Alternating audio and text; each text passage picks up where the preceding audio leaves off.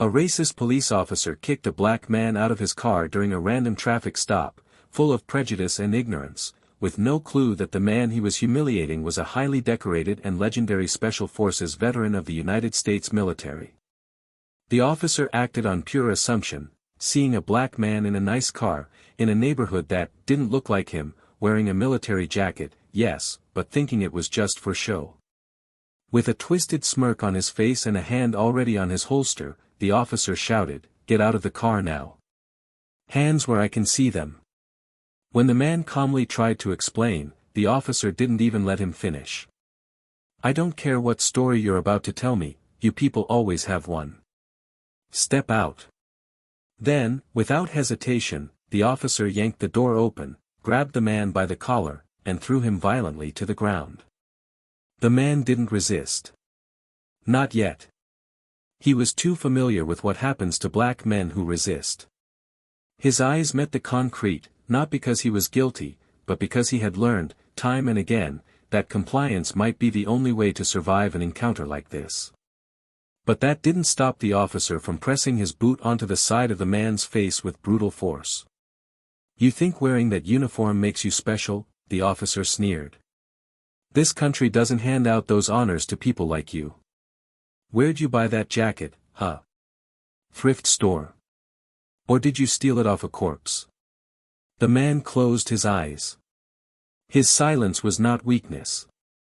It was calculation. And deep down, in the stillness of that moment, a storm was forming. Not one of rage, but of righteous reckoning. A crowd started to gather. Cell phones were out. Some were filming. Others were shouting. "He didn't do anything. You can't treat him like that. He's a vet, you idiot." The officer didn't flinch. He was used to the noise. He was used to getting away with it. His confidence came not from bravery, but from the belief that the badge on his chest would always be heavier than the truth. He pointed to the crowd and barked, "Back off. This is police business. You film this, and I'll confiscate every damn phone out here." But one camera stayed rolling. Quiet. Still. Undetected. What the officer didn't know, and what no one in that moment could have imagined, was that this man lying on the asphalt had once been deployed in the most dangerous terrains on Earth. That he had led missions classified at the highest level. That he had trained hundreds. Saved lives. Taken bullets. Been celebrated by generals. That his face had been displayed on bases as a symbol of courage and honor. And now, he was here. Treated like trash. Labeled as a threat. Kicked down in the very country he had bled for. He didn't need to prove anything to anyone.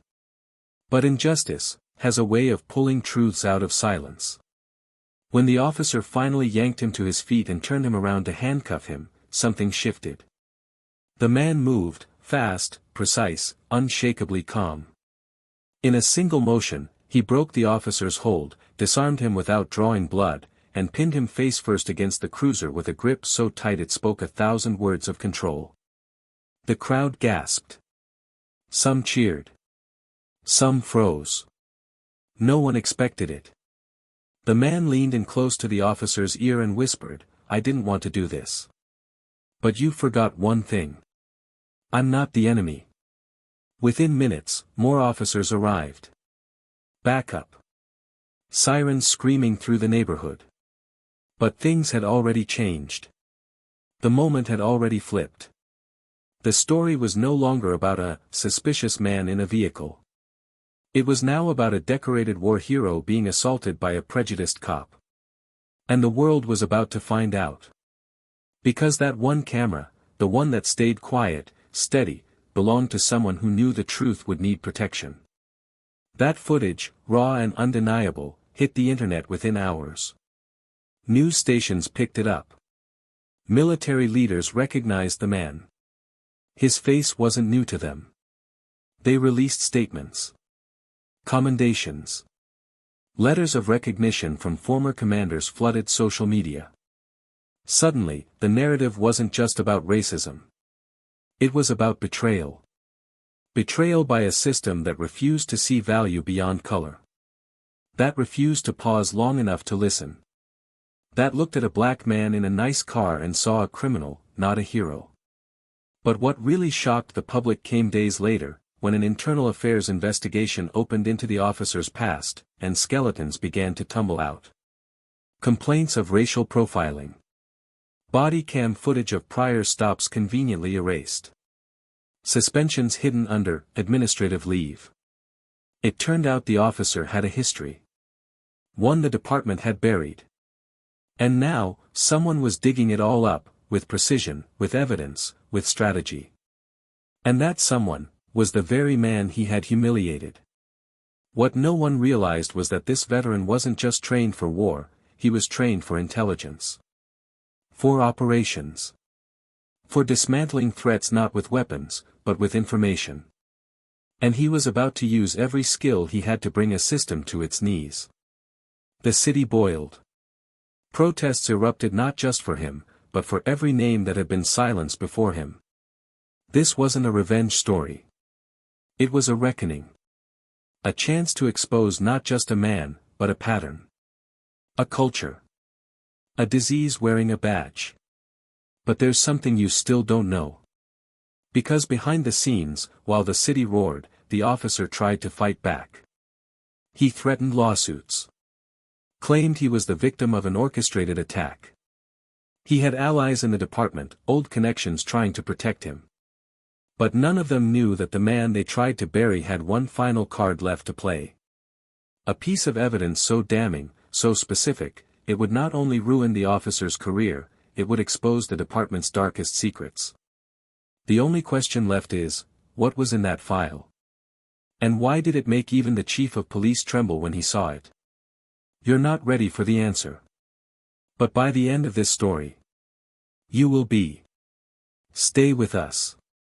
To every black viewer watching this video right now, we see you, we respect you, and we stand with you.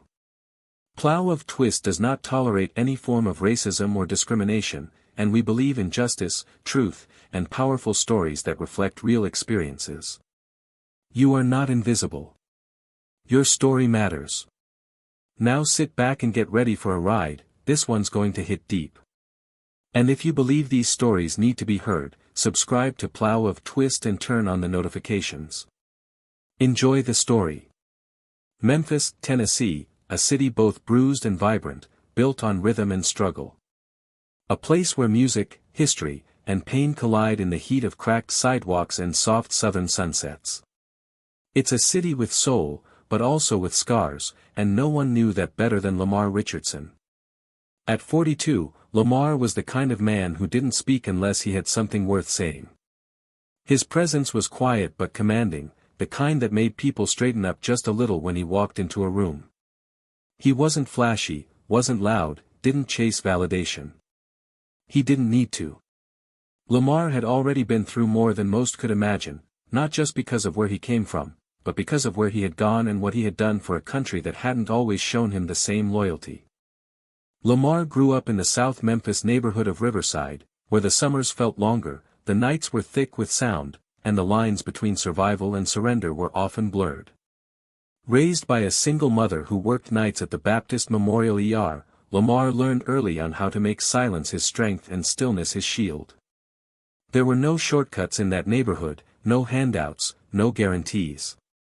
But there was honor, in doing what you had to do, in taking care of your own, in keeping your word. Lamar held on to those lessons like they were scripture. He didn't get into trouble, didn't run with the wrong crowd. But he noticed everything. Especially the way people looked at him, especially in stores, behind counters, on sidewalks, in uniforms. That stare, part fear, part assumption, part warning, followed him even when he made it out. At 18, he enlisted. Not because he loved the idea of war, but because he needed a way out. The military offered structure, purpose, distance. And Lamar gave himself to it completely.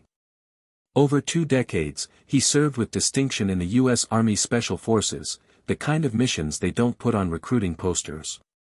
He was a ghost in hostile territory, a protector in the shadows, the one they sent when diplomacy had failed and silence was no longer an option.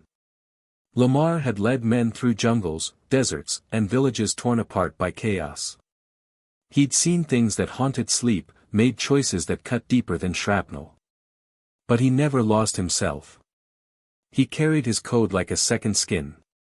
Protect those who can't protect themselves. Never leave anyone behind.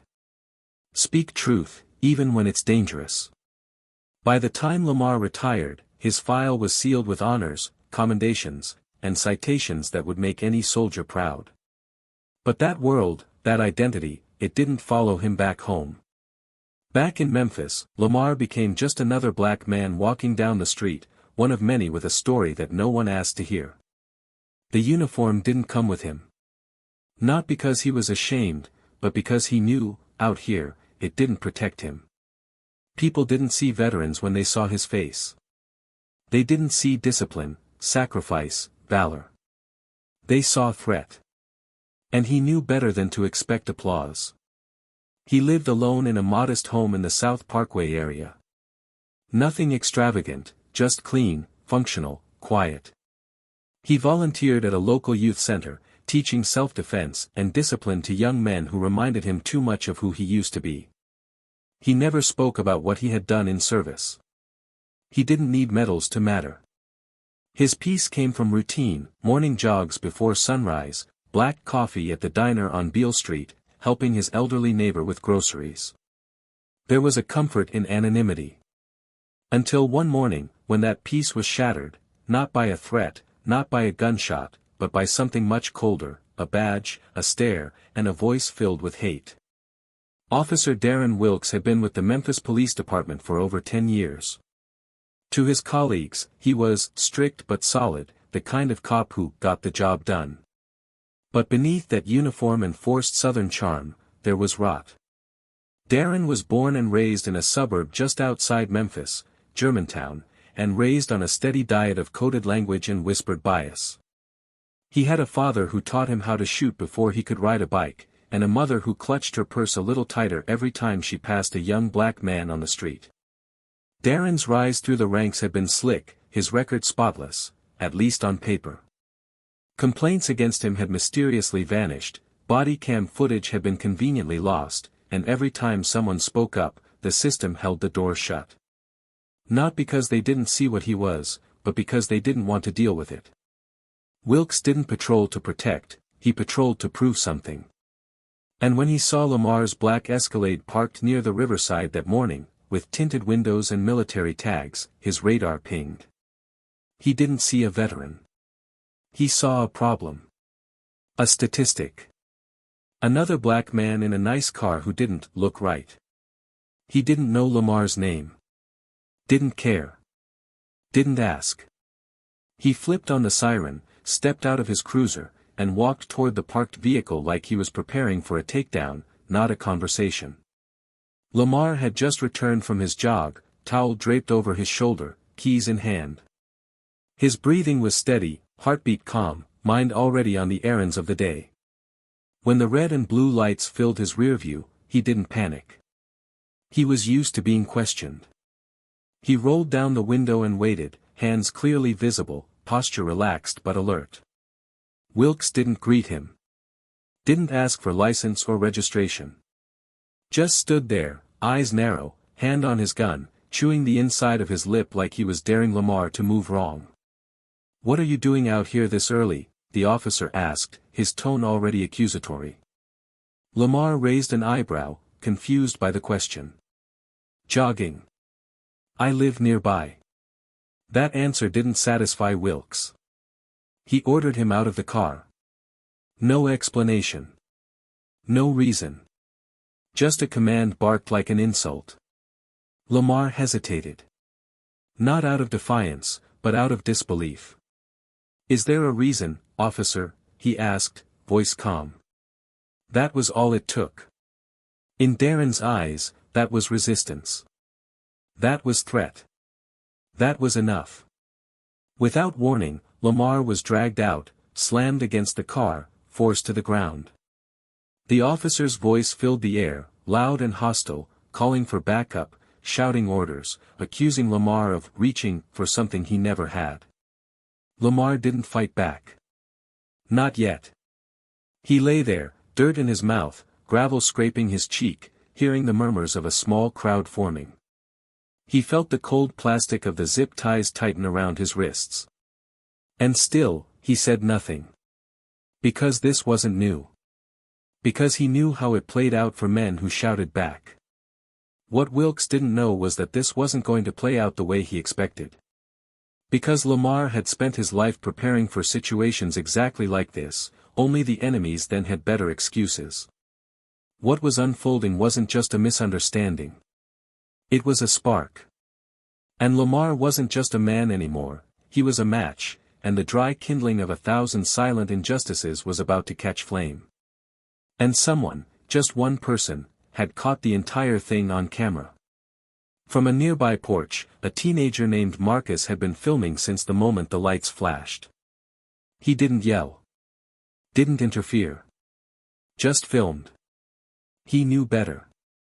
He'd seen this movie before, only this time, the ending was going to be different. Because what Marcus captured wasn't just police brutality. It was a reckoning in the making. A storm rolling in, slow and steady. And at the center of it, a man whose silence wasn't surrender, it was preparation. And soon, the city would know exactly who Lamar Richardson was. But not before he showed them. The station was buzzing before sunrise, whispers chasing each other across the gray walls like shadows in a storm. Officer Wilkes stood in front of the Internal Affairs desk, jaw clenched, uniform crisp, spinning his badge slowly between his fingers. The report was already written, filed under non-compliant suspect, with just enough legalese to cloud the truth. According to his version, Lamar had reached for something beneath the seat, refused multiple commands, and had to be subdued using reasonable force. The language was sharp, clinical, detached.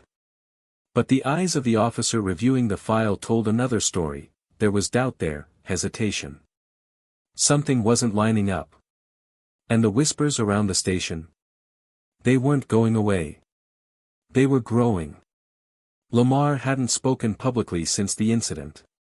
After the initial chaos, after they'd cuffed him and paraded him through downtown like a criminal, only to quietly release him without charges hours later, he returned to his house in silence. No cameras. No interviews. No explanations.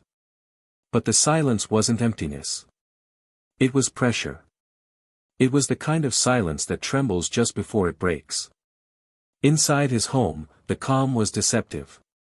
Files, letters, evidence, even maps and timelines were laid out meticulously on his dining room table. Lamar hadn't just returned to Memphis with memories, he'd returned with records, things he'd kept for years, things he thought he'd never need to use again. But now, it was time.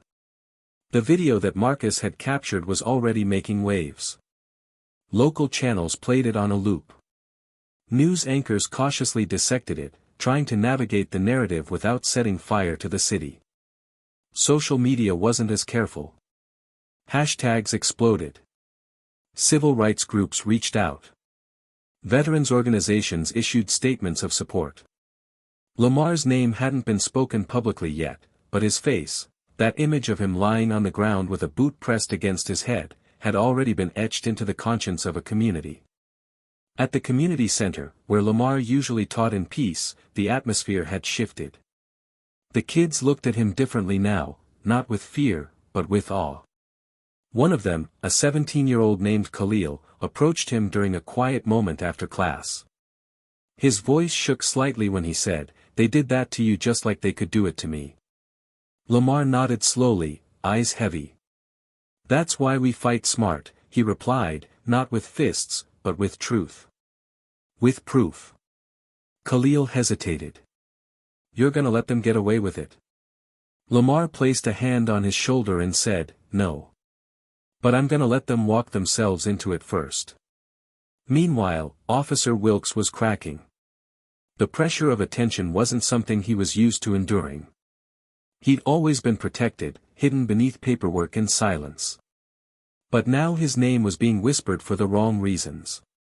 One of the rookies he used to bark at had the nerve to say, "Guess he messed with the wrong one this time." And that was the moment Wilkes realized it. He wasn't just under investigation. He was under a spotlight. People were watching. Waiting. His confidence began to decay into panic. He started checking in with old contacts, people who had helped him before, cleaned up messes, pulled strings when a case got too messy. But this time was different. This time there was a video. This time there were questions he couldn't answer. And more importantly, this time the man he had brutalized wasn't some faceless civilian. This was someone whose name hadn't been released yet, because the department was terrified of what might happen when it did. When Wilkes found that out, he slammed his fist against the locker and shouted, "Who the hell is he?" At the mayor's office, meetings were being held behind closed doors. Lamar's service record had surfaced quietly through a connection at the Department of Veterans Affairs. It wasn't supposed to be public, but the moment the footage hit national attention, someone pulled his name from the system. The mayor's advisor read the report 3 times and still couldn't believe it. "Why would someone like this just disappear into civilian life?" she whispered. The mayor didn't answer. He knew the city was standing on a cliff, and one more misstep could send it plunging. Back at Lamar's house, the preparation was intensifying. He hadn't spoken to the media, but he had spoken to someone else, a woman named Ava. She was a civil rights attorney, fierce, methodical, and the daughter of one of Lamar's closest friends from his time in the military. She arrived with boxes, folders, and a look of steel in her eyes. "You ready for this?" she asked. Lamar simply replied, "More than they are." Their plan wasn't revenge. It was revelation. Over the next few days, they compiled everything. Lamar's military record. Documents he'd kept from his time overseas, times when he'd been sent into situations where decisions were made with blood and regret. And then, documents from here, from Memphis, quietly collected, never shared, but always kept. He had tracked Wilkes before. Years ago, when he first heard of similar incidents in his own community. A part of him had known this man would cross a line one day. He just hadn't expected to be the one on the other end of it. Wilkes, desperate to control the damage, reached out to a local reporter to try and flip the story. He claimed that the entire event had been distorted, that he'd been following protocol. But the reporter, sensing the shift in tide, pressed him with questions that didn't have safe answers. Why was the body cam off during the most critical moments? Why did you ignore the military plates on his car? Why does your name appear in 5 previous complaints, none of which went to trial? Wilkes left the interview sweating, furious. The cracks were showing, and they weren't just cosmetic. Then came the night Lamar stepped outside again, not as a victim, but as a presence. He attended a town hall meeting, unannounced, sitting quietly in the back until one of the speakers pointed to him and said, "That's him. That's the man they tried to silence." The room turned. Cell phones lit up. He stood slowly, stepped forward, and for the first time since the attack, spoke. "I'm not here for pity," he said. "I'm here for truth. And I'm here because this isn't just about me. It's about all of us who are told to stay quiet and keep our heads down." The room erupted. Applause. Tears. And outside, on the sidewalk, news vans were already arriving.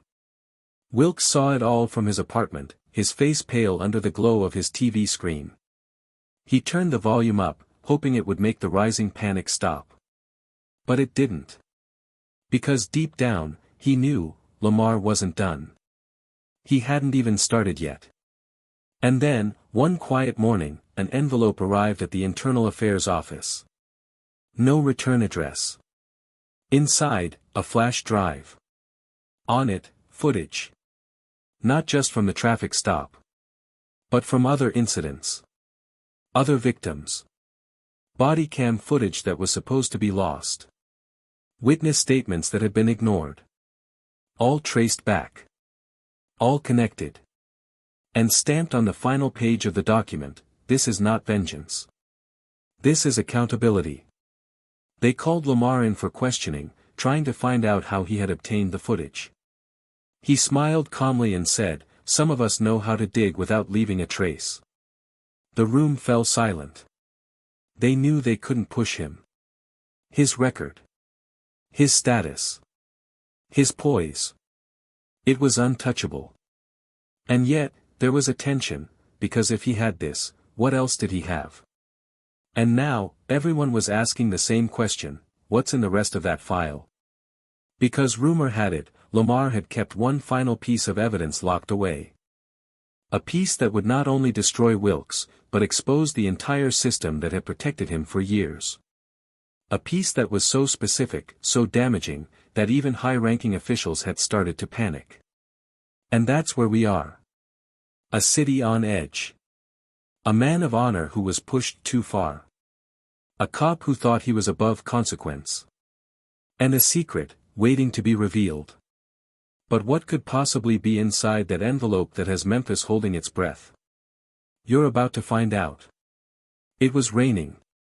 Not the kind of heavy, thunderous rain that silences a city, but the soft, persistent drizzle that soaks the ground slowly, quietly, until everything feels damp and uneasy. The Memphis Police Department headquarters sat under a dull sky, its windows streaked with water, the walls echoing with footsteps and murmurs. But inside Conference Room 3B, the air was still. Tense. Charged with something no one had the language to name yet. A folder lay in the center of the long table. Next to it, the flash drive. And standing at the head of the room, watching every movement, every twitch of discomfort, was Lamar Richardson, no longer silent, no longer still, no longer the man lying on the pavement with a boot pressing against his dignity. Across from him sat Deputy Chief Reynolds, a man whose jaw was clenched so tight it looked like it might snap. Next to him, Internal Affairs Agent Kara Long, already sweating beneath her blazer. And finally, slouched at the far end, arms crossed, trying to keep what little pride he had left intact, was Officer Darren Wilkes. No badge today. No uniform. Just a man stripped bare, forced to sit and listen.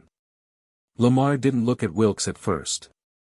His eyes stayed on Kara as she reached for the flash drive and plugged it into the laptop in front of them. The screen lit up. No one spoke. The video began to play. The footage wasn't shaky like a phone video, and it wasn't from that morning at the river. It was crisp, clean, timed, and dated. Body cam footage, but not from Wilkes. From another officer, 3 years ago. Same area.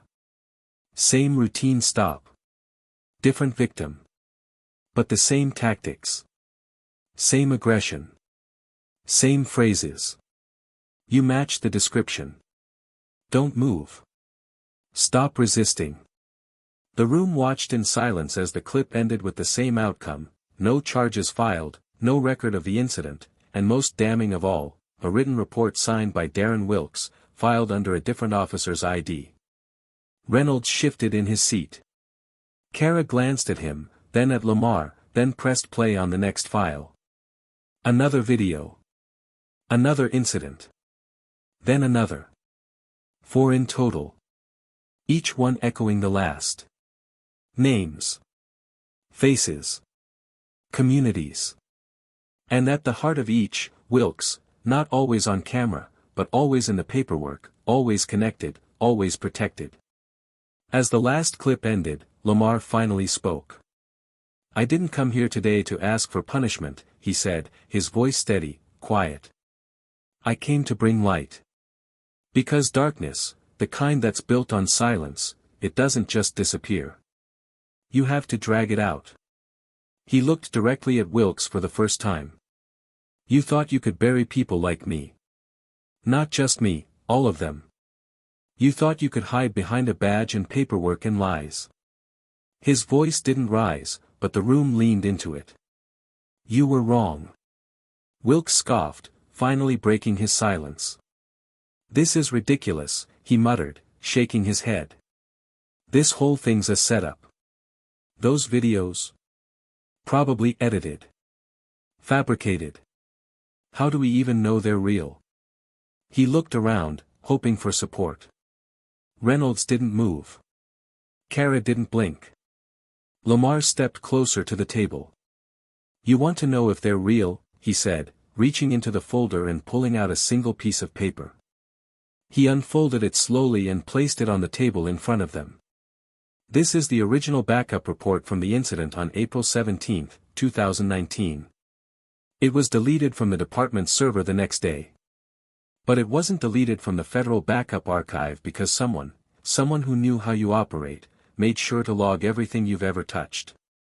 He paused. "You know how I got it?" I asked. Kara cleared her throat. "We cross-checked it. It's authentic.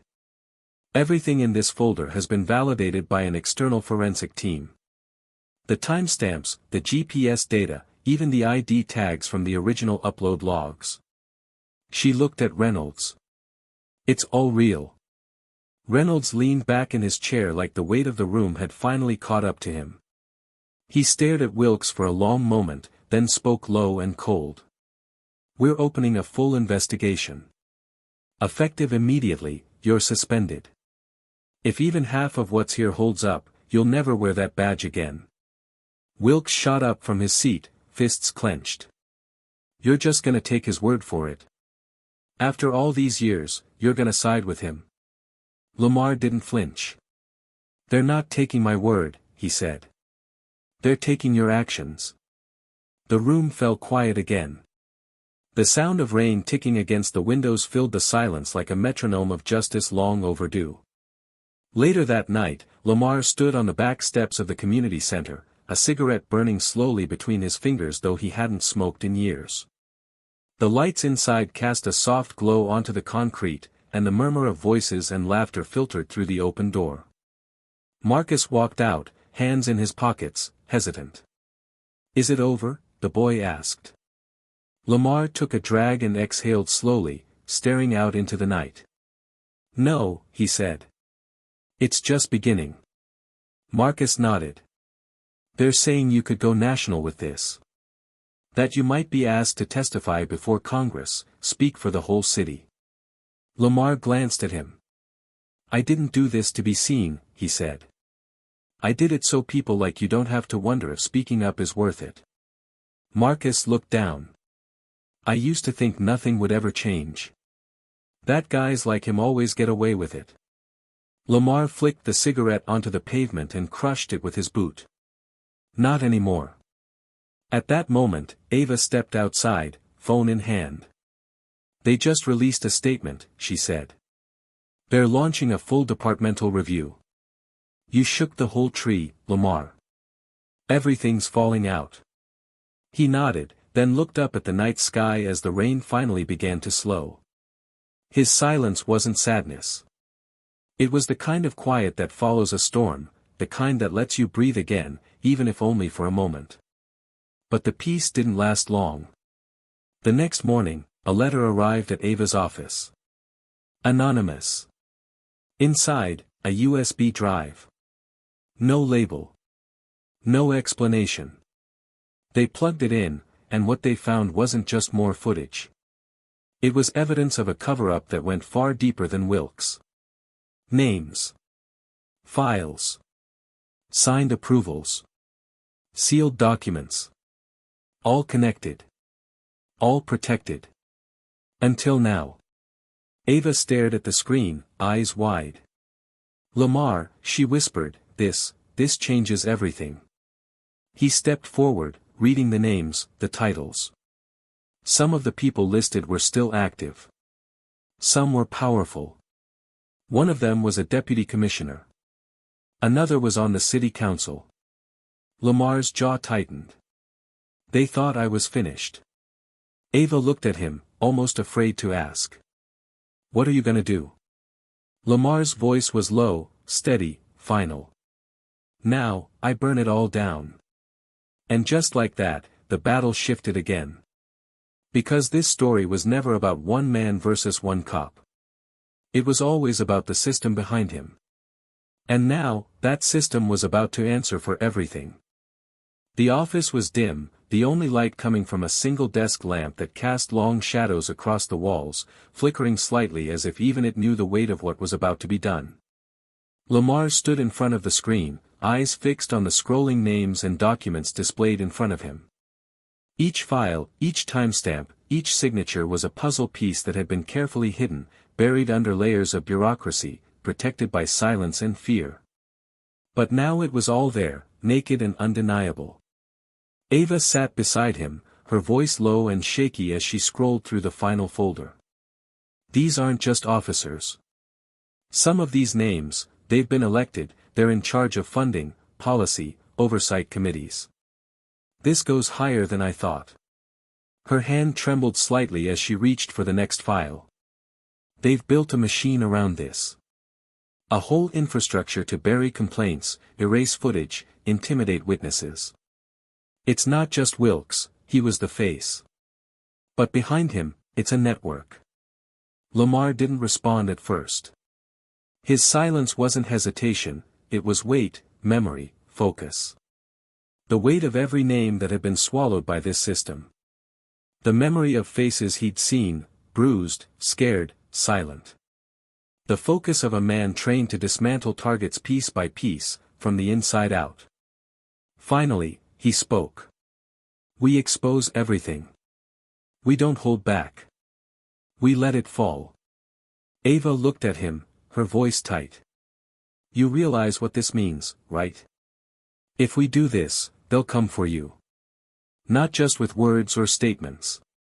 They'll try to discredit you, maybe even charge you. Say you stole classified data, breached privacy. This isn't a courtroom fight.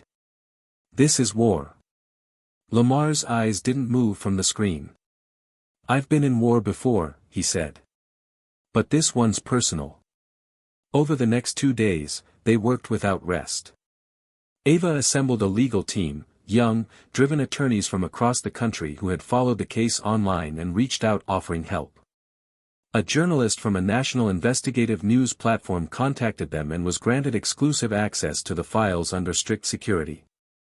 They agreed to coordinate a joint release, an article, a televised segment, a digital archive with every single file. No redactions. No anonymity. The public would see everything. Meanwhile, at the police department, panic was seeping through the walls like smoke. Reynolds had received an anonymous tip warning that the next release would include internal communications, emails, recorded meetings, deleted audio logs. At first, he dismissed it as rumor. But then a single email appeared in his inbox, unsigned, containing a full transcript of a conversation he'd had behind closed doors 2 years ago, discussing the suppression of evidence in an officer misconduct case. He locked his office, sat in silence, and finally understood, there was no more cover. The floodgates were open. Back at the community center, Marcus approached Lamar with his phone in hand. His eyes were wide, anxious. They're talking about you everywhere, he said. TikTok, Twitter, YouTube. Some people are saying you're making it all up, others are calling you a hero. There's a whole thread with people digging into your military records. He hesitated. Are you okay with all this? Lamar nodded slowly. Truth doesn't need permission. It just needs light. Marcus looked down, then back up. You think it'll actually change anything?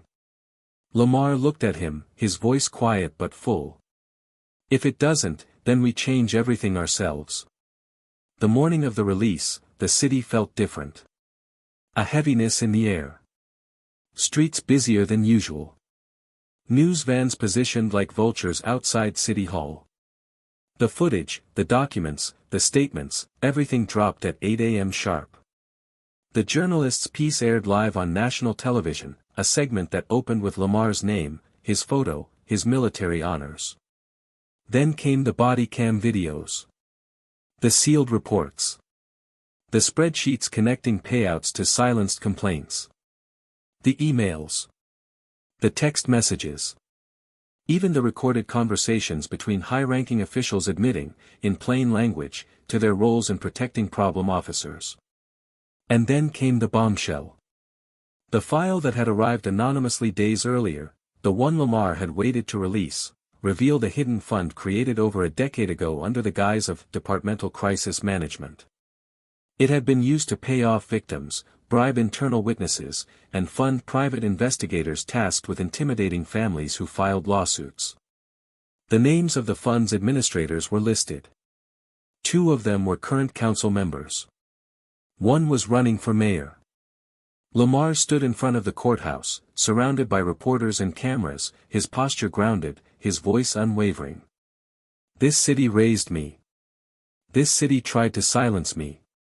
And now, this city will hear me. One reporter shouted, "Do you think this will lead to convictions?" Lamar didn't hesitate. "I don't care about convictions.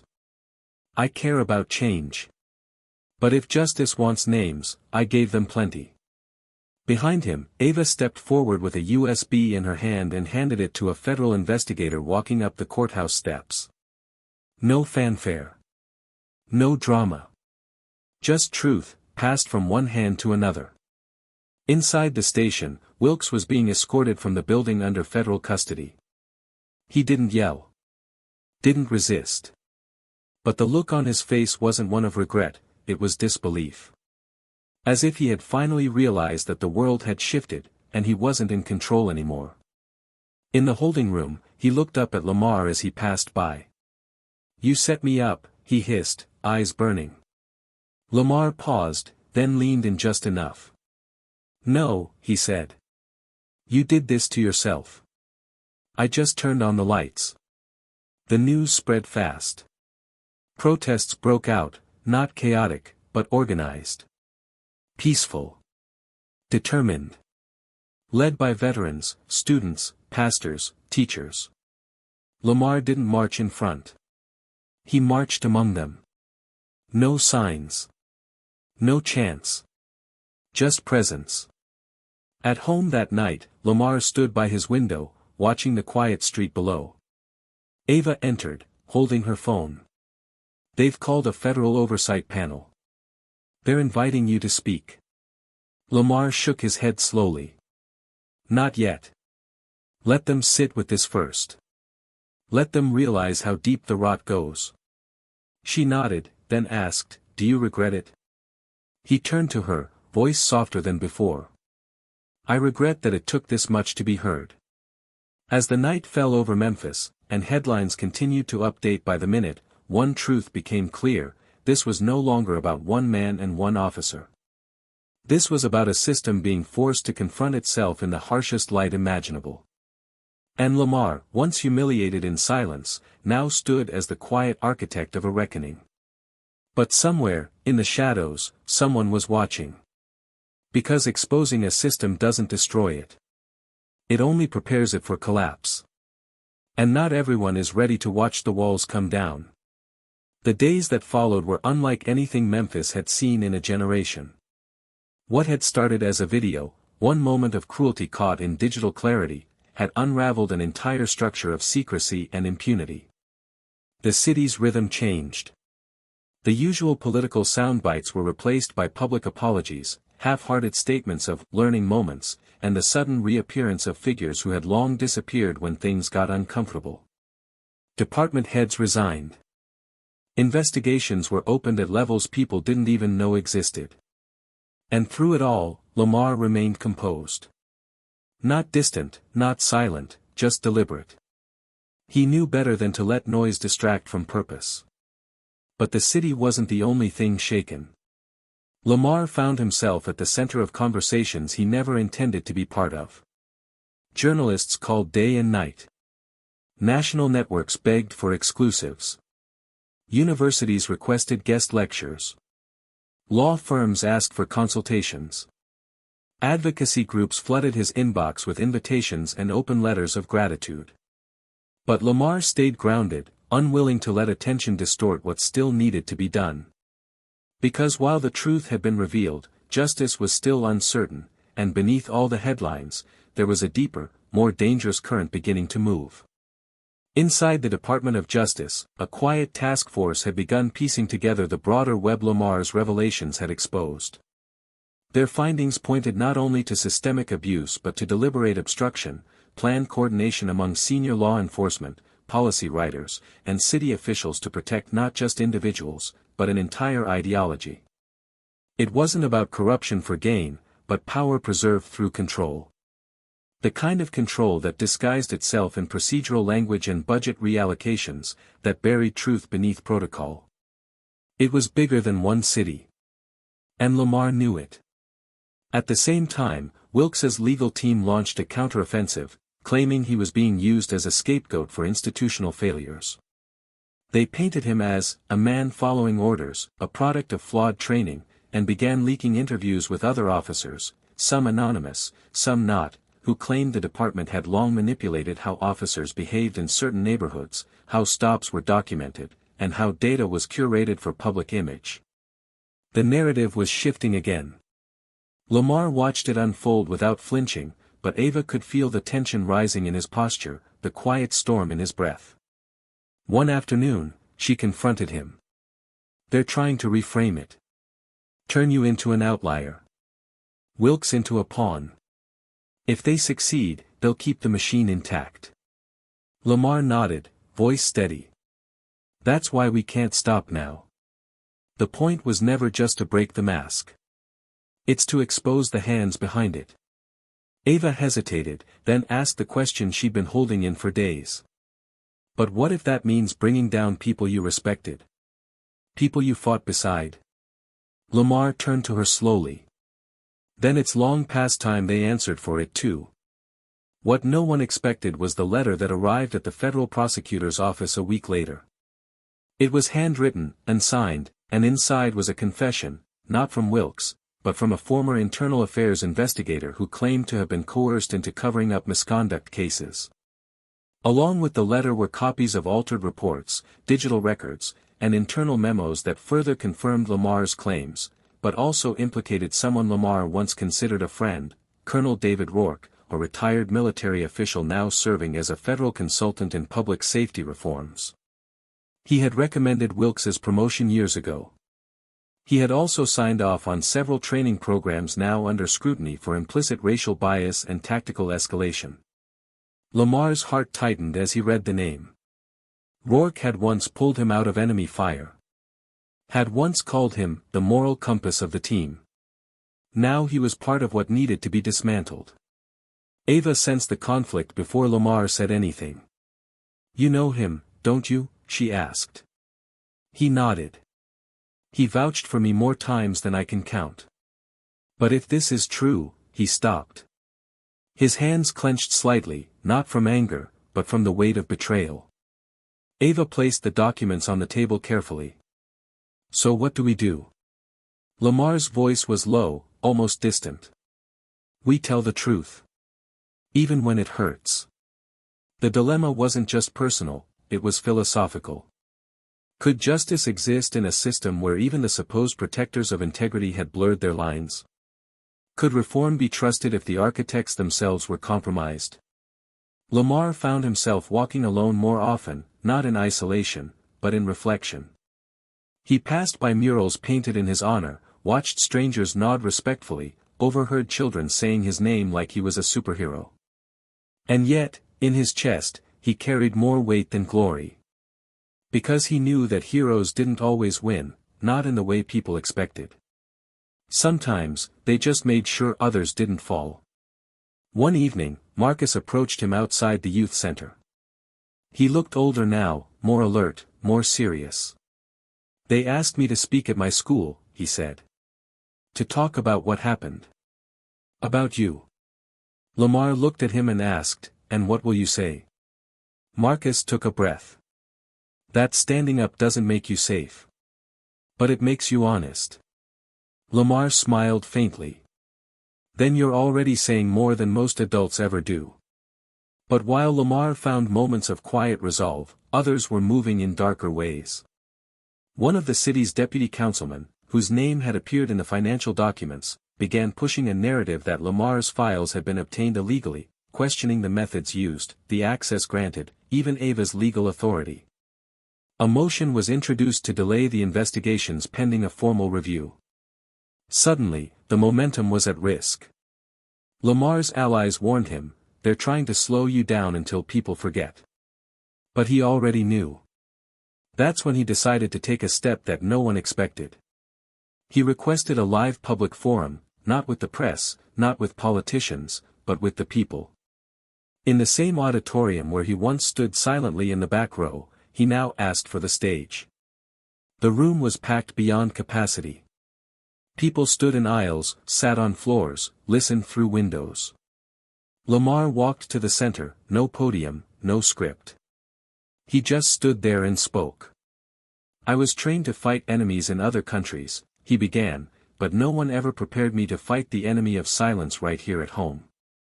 What we exposed, what we're still exposing, is not just about one man or one department.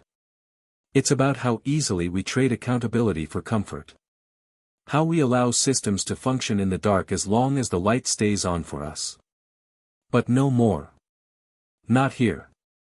Not in my city." His words weren't polished. They were raw. Honest.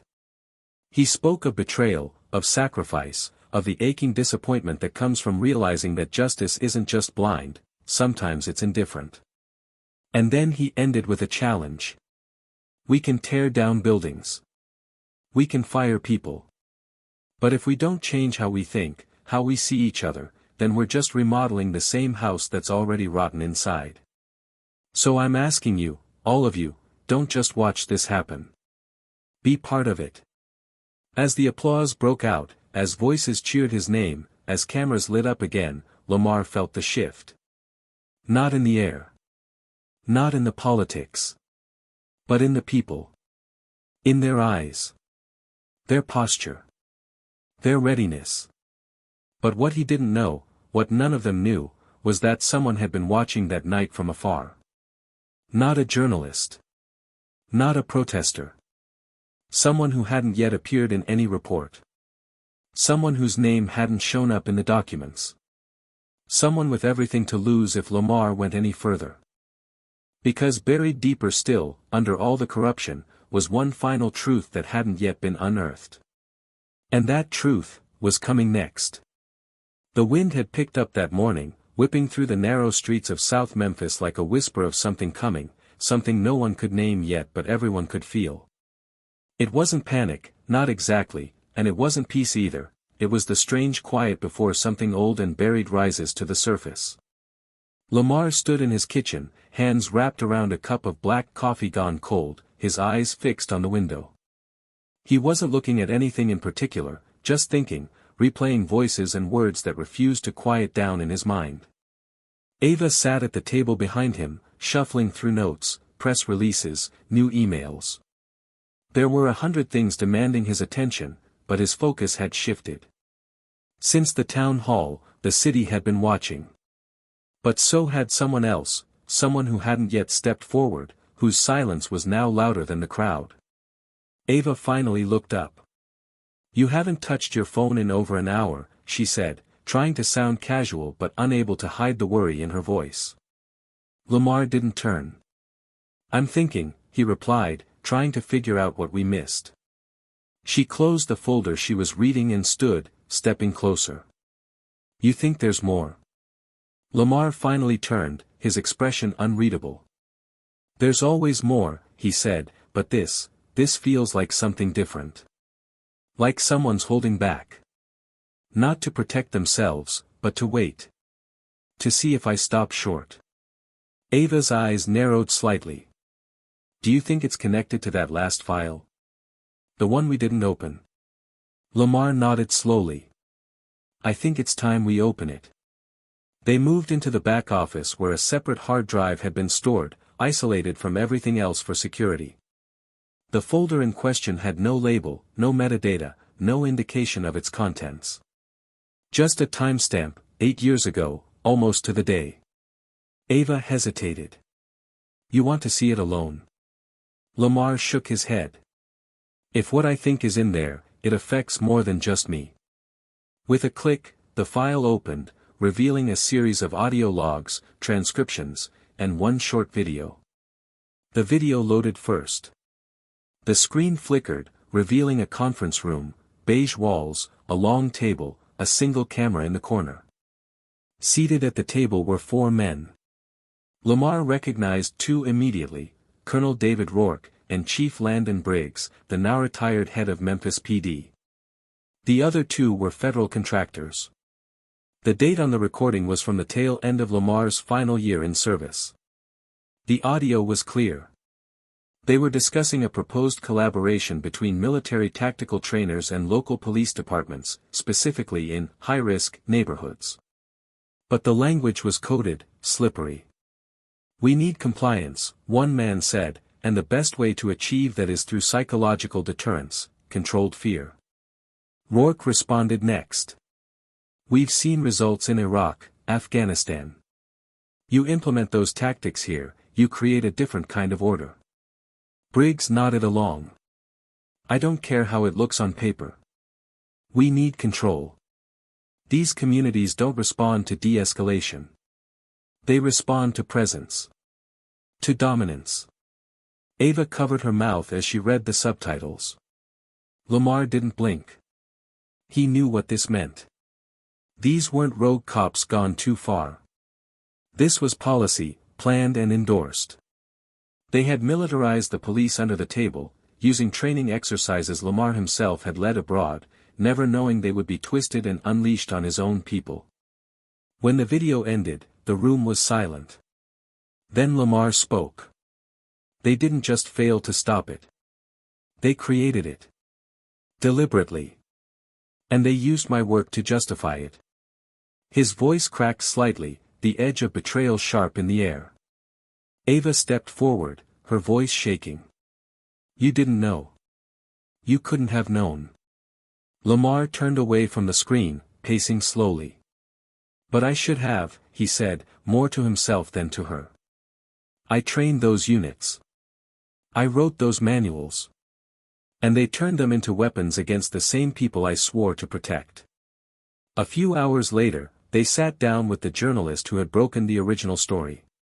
He listened in silence as Lamar explained the contents of the new file, showing him the video and the audio logs.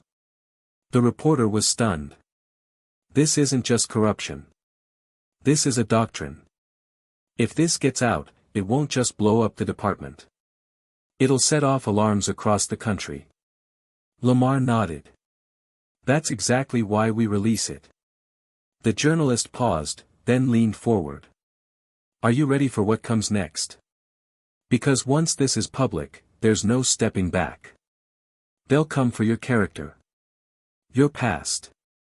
They'll dig until they find something to turn against you." Lamar didn't hesitate. "Let them. I've lived my life with honor.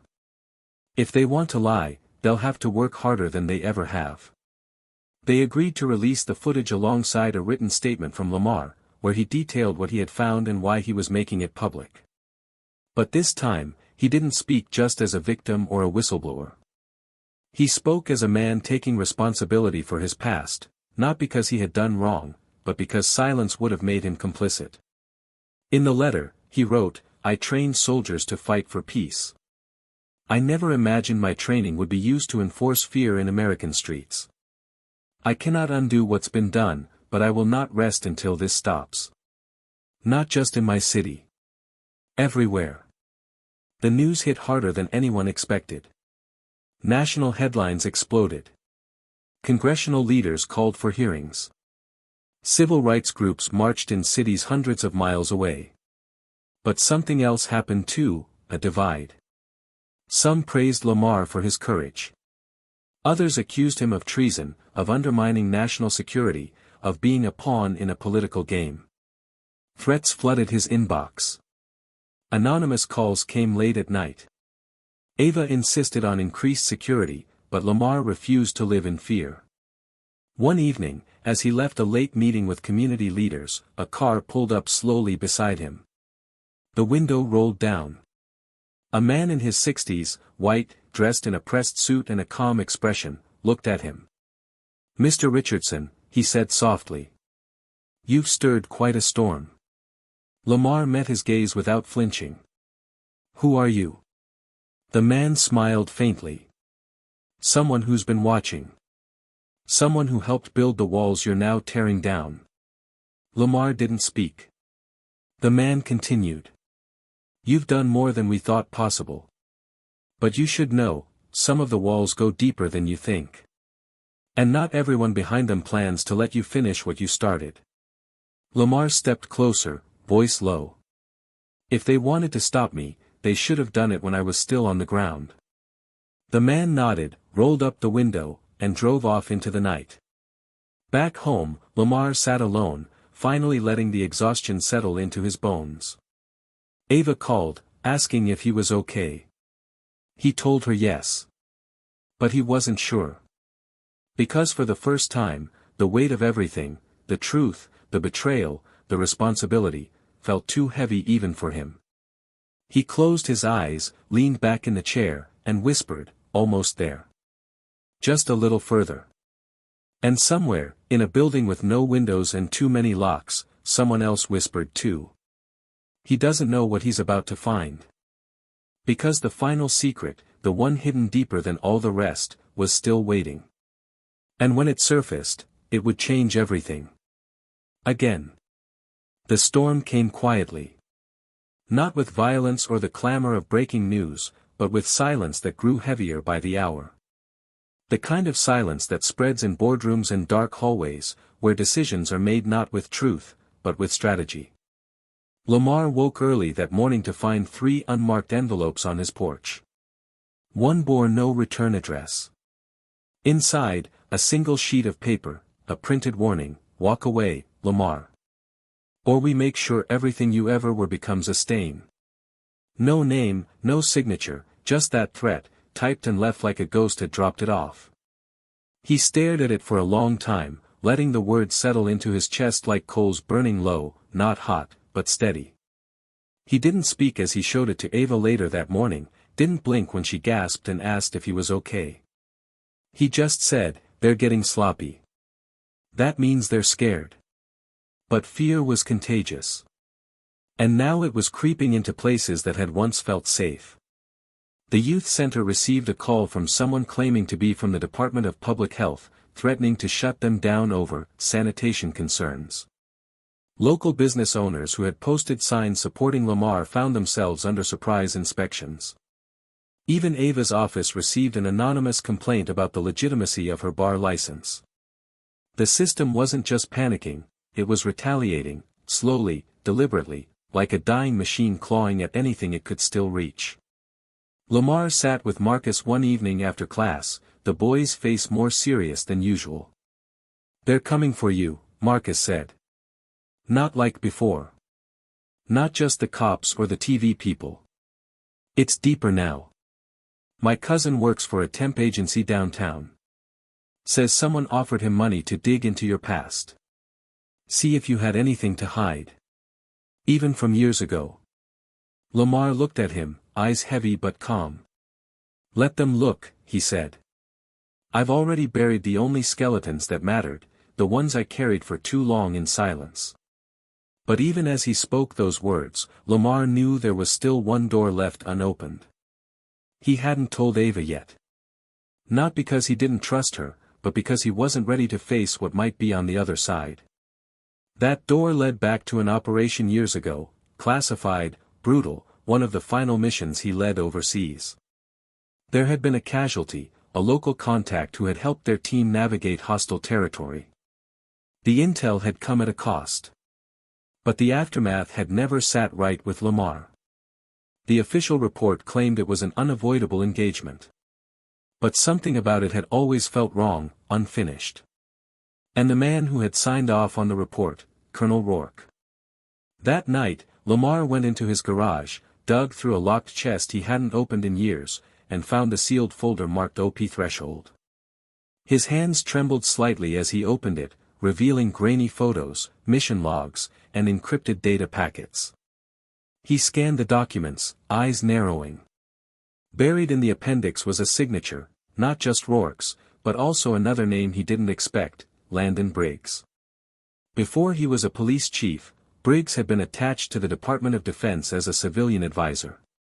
And now it was clear, the tactics, the language, the ideology that had poisoned the Memphis PD had roots deeper than he ever imagined. They had been testing domestic policies through foreign conflict. What had happened overseas wasn't just about military strategy. It had been a blueprint. Memphis wasn't the first field. It was the first confirmation. The next morning, Lamar showed the file to Ava, his voice low but certain. "We thought we were dealing with a corrupt department.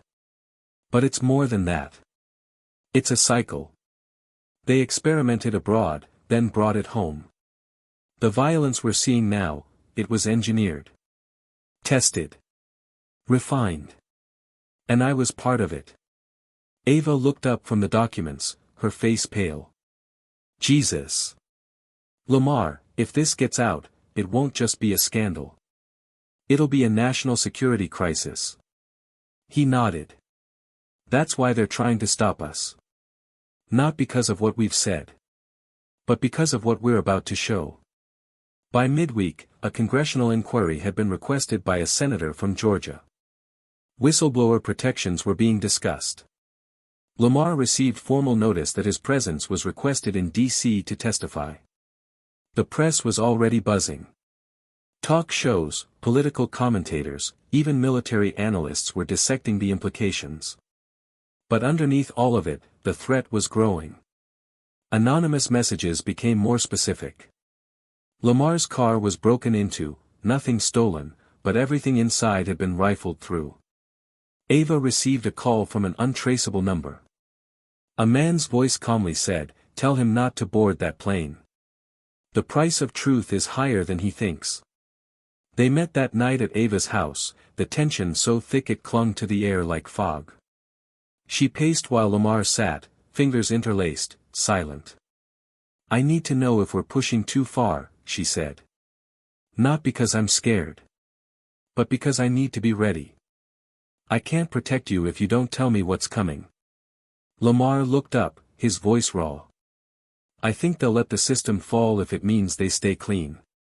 But if we prove the system was built dirty from the start, that's when they burn everything down. Including us." There was a long pause between them. Then Ava asked, "So what do we do?" Lamar didn't hesitate. "We keep going. But we do it our way. No press conferences. No staged interviews. We put it in the hands of the people." Ava raised an eyebrow. "How?" Lamar leaned forward. "We leak it all. Not to one source. To 100. Every independent journalist, every community paper, every activist group with a voice. If they want to bury it, they'll have to bury the whole damn country." They spent the next 48 hours preparing the files. Redacting only what was necessary to protect identities, encrypting the rest. They wrote a public statement, not just from Lamar, but from a coalition of survivors, veterans, former officers, and families who had lost loved ones to the system. The message was simple: we are not afraid of the truth. You shouldn't be either. And then, with a single keystroke, they released it. The fallout was immediate. Cities across the country erupted with protests, vigils, and community gatherings. Some officials resigned within hours. Others denied everything. The president issued a statement calling for calm and promising a full review of military influence in domestic policing strategies. But the people weren't waiting anymore.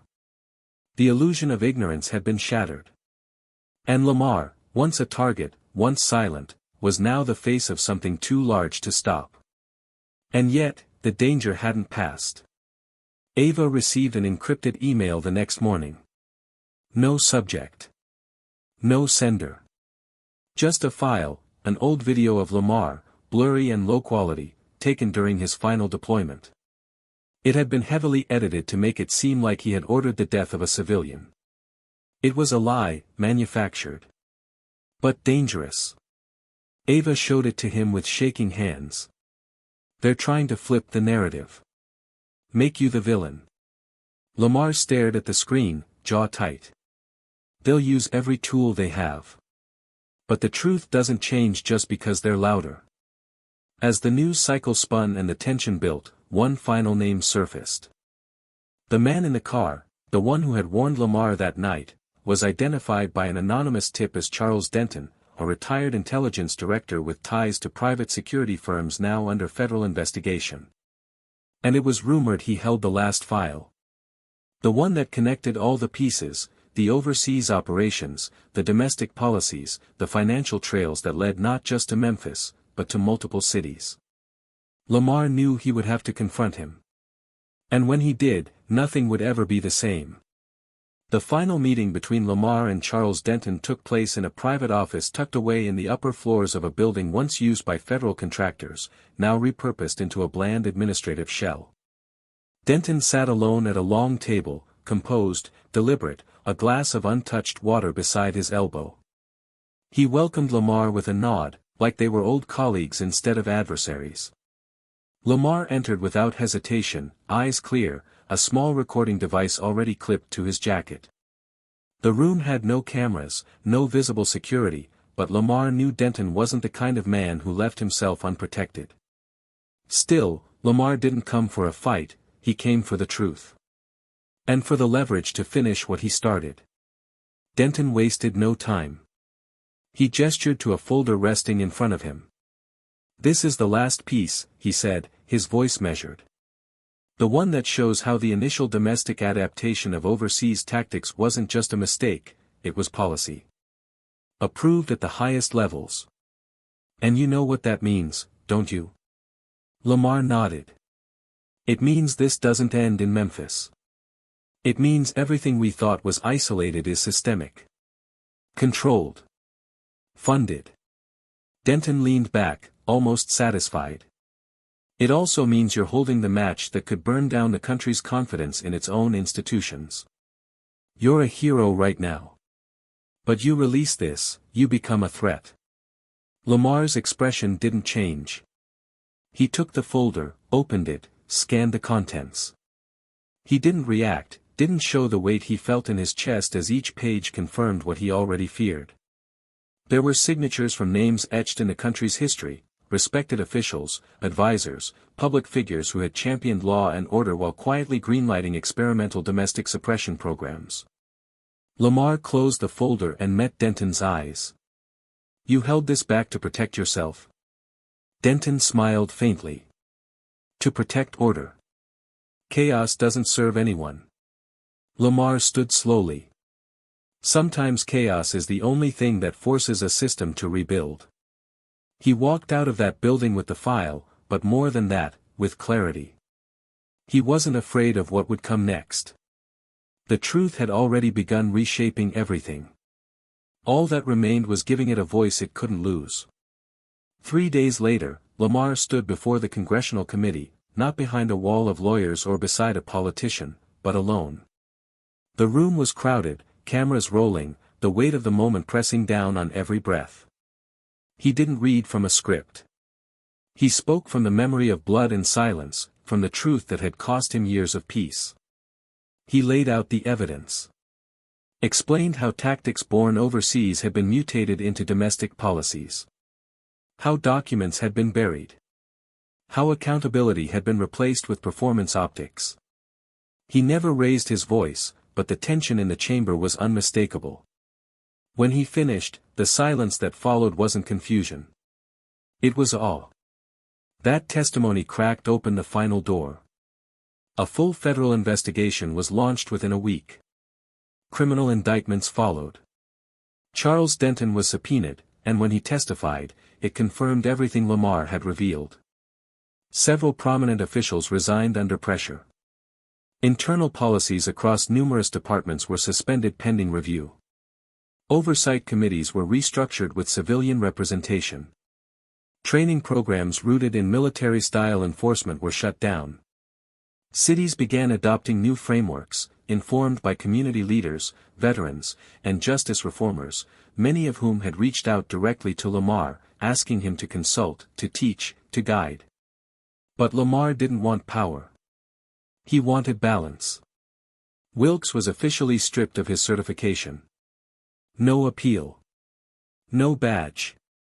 A federal judge ruled against him in a civil rights case filed by Lamar and supported by others who had suffered under his watch. The court awarded damages, but Lamar donated the entire sum to launch a legal fund for victims of police misconduct. The public saw the headlines, but Lamar didn't celebrate. He had never done this for vengeance. He did it so no one would have to stand alone again the way he once did. As for Ava, her career skyrocketed. She was offered national recognition, awards, law school lectures. But she stayed grounded. She turned down television offers and instead built a nonprofit legal team focused on institutional reform in underserved cities. She often said, "The law was never broken, it was just never built for all of us. So now we're rebuilding it." Marcus graduated high school with a scholarship he never expected.